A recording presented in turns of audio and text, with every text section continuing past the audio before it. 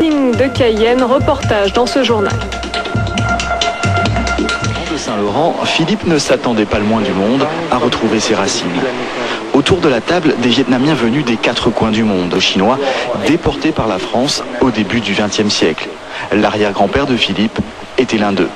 Honnêtement, je ressens une émotion vraiment forte. Je ne sais pas comment vous le dire, mais vraiment, je suis heureux. Je suis l'homme le plus heureux, je crois, qu'il doit avoir là maintenant sur Terre. Ça fait quoi au fond de soi-même? Ça fait un éclat de volcan quoi, dans le cœur.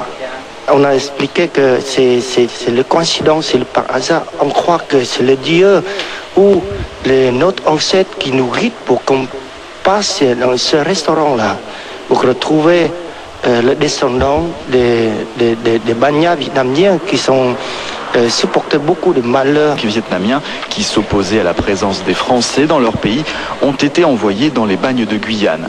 Certains d'entre eux au camp des Annamites de Mancineri, d'autres ici dans le camp de la transportation de Saint-Laurent.